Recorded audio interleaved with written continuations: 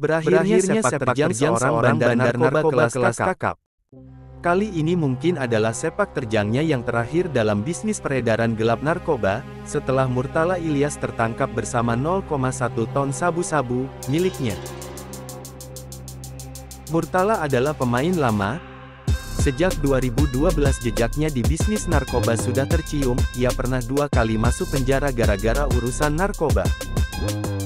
Pada 2016 Murtala Ilyas ditangkap BNN dan divonis 19 tahun penjara dalam tindak pidana pencucian uang kasus narkoba. Tarik senjata. Ya tarik itu mau masukin peluru. Murtala kemudian mengajukan banding. Dalam pengadilan banding, Majelis Hakim Pengadilan Tinggi memberi keputusan memangkas vonis Murtala menjadi 4 tahun penjara dan denda 1 miliar rupiah. Selain itu, seluruh aset milik Murtala sebesar 142 miliar rupiah dikembalikan untuk Murtala. Di tingkat kasasi, hukuman terhadap Murtala menjadi 8 tahun penjara. Sementara aset Murtala senilai 142 miliar rupiah diputuskan dikembalikan untuk Murtala. Ketika sudah keluar dari penjara, Murtala mencoba membangun kembali jaringan peredaran narkobanya yang berada di Malaysia. Murtala bahkan sering melakukan perjalanan Indonesia-Malaysia. Murtala berkoordinasi dan bertemu dengan Big Boss di Malaysia. Di sana dia bertransaksi dengan seorang Big Boss. Sepak terjang jaringan bisnis haram itu telah dimulai di bulan November, Desember tahun 2023, sampai dengan ia ditangkap pada awal bulan Maret tahun 2024. Awal mula penangkapan Murtala Ilyas, berdasarkan keterangan polisi, itu adalah hasil dari pengembangan penyelidikan kasus jaringan peredaran narkoba internasional.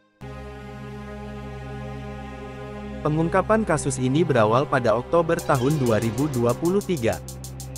Saat itu, petugas menyita barang bukti 1 kg sabu di Bandara Soekarno-Hatta. Di parkiran sepeda motor Bandara Soekarno-Hatta. 2 orang kurir narkoba ditangkap ketika sedang menjemput paket sabu, yaitu ST dan AN, ujar Wakapolda Metro Jaya Brigjen Suyudi Aryo Seto. Setelah diinterogasi, tersangka ST dan AN menyebutkan adanya gudang narkoba di klaster perumahan di Kelurahan Taman Sari, Medan. Polisi kemudian melakukan penggeledahan dan menangkap 2 pelaku lain, yakni MR dan MT atau Murtala Ilyas sendiri. Pertama, gudang narkoba itu digerebek polisi. Gudang yang dimaksud adalah sebuah ruangan yang tergembok. Tersangka MR tak bersedia membukanya, lantaran ia tak punya kuncinya. Penyidik lalu mendobrak pintu satu ruangan yang disebut sebagai gudang tempat penyimpanan sabu. Di sanalah didapati tumpukan sabu yang siap diedarkan ke wilayah Jakarta.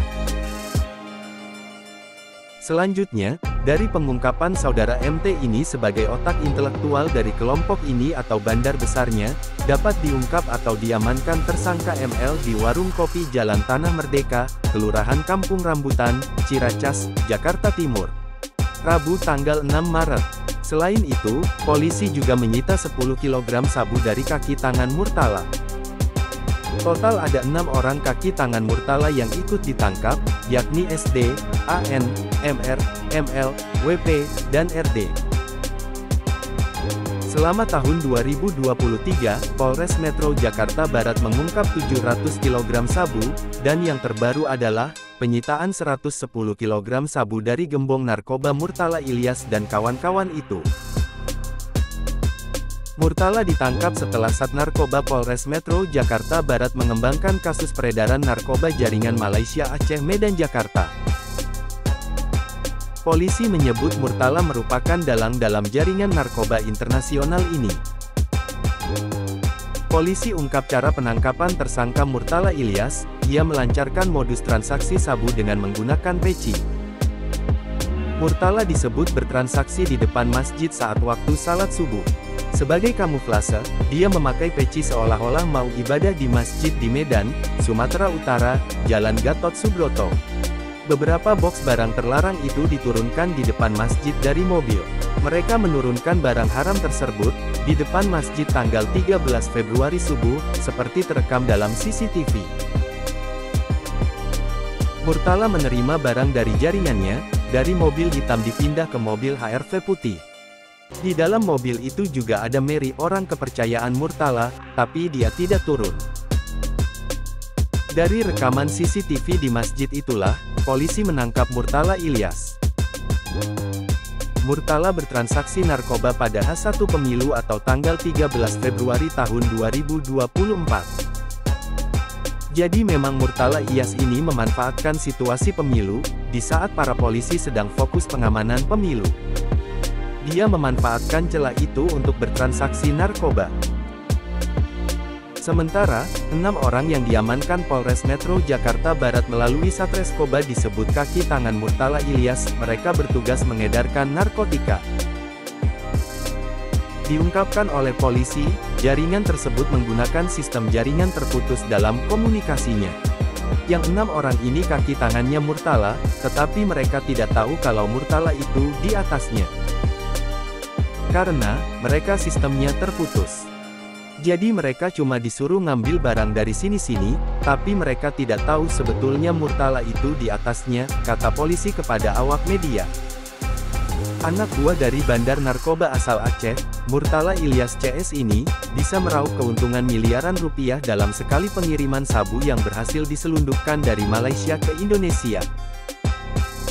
Di mana, ketika mengedarkan mereka mendapatkan fee untuk setiap 1 kg sabu yang bisa diedarkan, sekitar 20-30 juta per 1 kg. Oke, kita cut sampai di sini, kita lanjut video selanjutnya. Subscribe, dan ikuti terus MA Kanji.